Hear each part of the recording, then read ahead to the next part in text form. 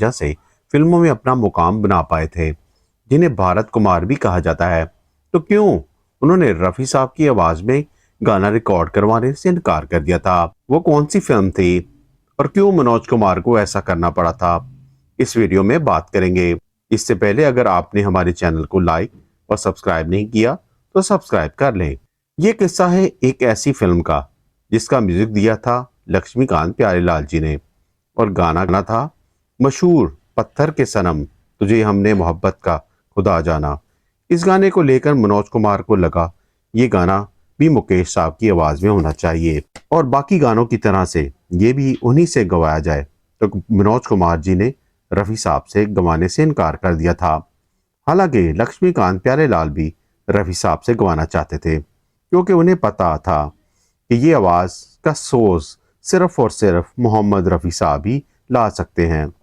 Producers, directors दोनों ने भी मनोज कुमार के सामने रिक्वेस्ट की कि रफ़ी साहब की आवाज़ में ये गाना अच्छा लगेगा, मगर मनोज कुमार साहब के जहन पर गलत फहमी थी, उन पर यह आवाज़ सूट नहीं करेगी।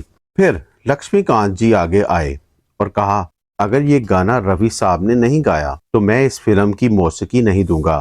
क्लियरली प्रोड्यूसर्स को कह दिया था, क्योंकि इस गाने से इंसाफ सिर्फ मोहम्मद रफ़ी साहब ही कर सकते थे।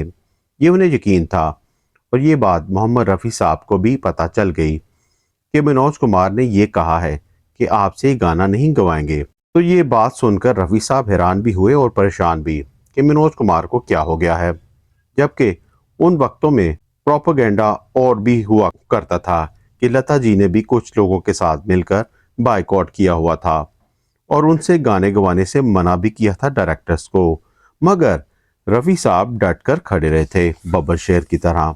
और फिर मनोज कुमार को ये एहसास हो गया, मगर फिर भी ये कह दिया कि अगर रफ़ी साहब का गाया गाना पसंद ना आया तो वो उसे फिल्म में नहीं डालेंगे।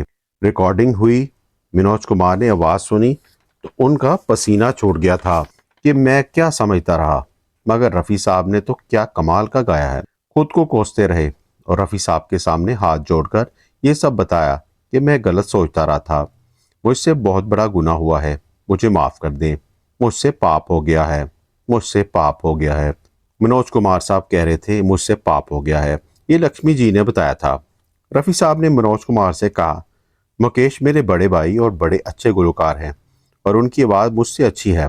जो आपने ये सब सोचा होगा कि हो भी सकता है कि मुकेश ही ज़्यादा अच्छा गाना गाते, मगर मैंने भी अच्छा गाने की कोशिश की है। ये थी मोहम्मद रफ़ी किसी की दिल आज़ारी नहीं चाहते थे, हमेशा दूसरों को इज़्ज़त देते थे और कभी उन्होंने